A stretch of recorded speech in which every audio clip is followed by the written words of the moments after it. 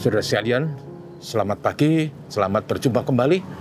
Dan pagi ini kita sampai kepada Matius pasal 5 ayat 8. Seperti saya katakan sebelumnya bahwa kita akan menyampaikan renungan dari Injil Matius pasal 5, 6, dan 7 secara berseri. Dan bagian itu adalah khotbah Tuhan Yesus di bukit.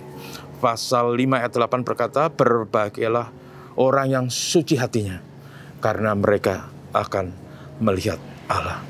Saudaraku, dalam psikologi atau ilmu jiwa Alkitab, maka yang namanya hati itu adalah pusat pikiran, perasaan, dan kehendak. Dan kalau kita mengacu kepada Yeremia 17 ayat 9, sesungguhnya hati manusia itu licik, lebih licik daripada segala sesuatu. Sehingga kalau teks kita dan Tuhan Yesus katakan, berbahagialah orang yang suci hatinya, maka orang yang suci hatinya itu adalah orang yang sudah memperoleh kemurahan Tuhan. Hanya oleh kemurahan Tuhan maka manusia yang dilahirkan dalam dosa dibesarkan dan dikuasai, dipengaruhi oleh berbagai isu-isu di sekitarnya.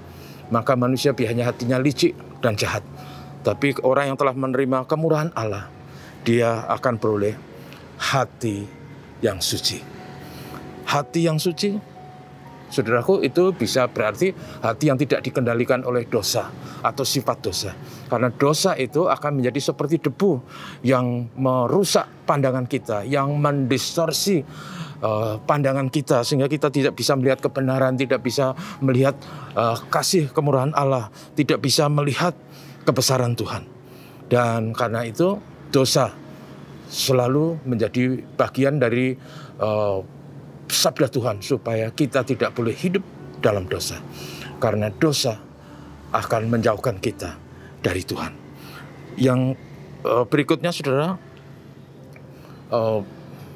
hati yang suci itu juga berarti hati yang bebas dari keangkuhan atau kecongkaan.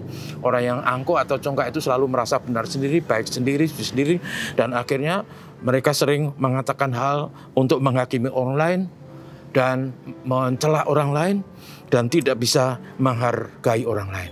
Orang yang seperti ini akan menjadi sangat susah untuk bersosialisasi dengan sama, apalagi dengan Tuhan. Dia tidak akan pernah melihat Tuhan. Lalu, saudaraku, hati yang suci itu juga berarti hati yang tidak diwarnai oleh kemunafikan. Hati yang bercabang. Hati yang selalu diarahkan kepada dua hal yang berbeda.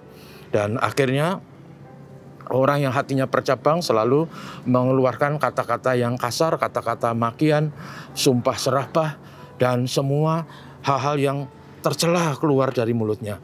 Karena apa yang keluar dari mulutnya itu sesungguhnya bersumber dari hatinya. Dan orang yang seperti ini tidak akan pernah melihat Allah. Dengan pengertian ini, saudaraku, dalam hal suci hati di masa kini berarti kita bisa melihat kemurahan Allah, kasih Allah, keluhuran Tuhan, kekudusan Tuhan. Karena Tuhan memampukan kita dan kita memperoleh kasih karunia. Tapi dalam sudut pandang yang kekal, saudara, itu mengacu kepada hidup kekal, di mana kita semua yang percaya akan hidup tinggal di rumah Bapa. Di sana ada Tuhan Bapa, tempat yang disediakan Tuhan Yesus. Itu berarti hanya orang yang suci hatinya, yang telah memperoleh kemurahan Allah, pengampunan karena iman percayanya, yang besok akan beroleh bagian dalam kerajaan surga. Berbahagialah orang yang suci hatinya, karena mereka akan melihat Allah.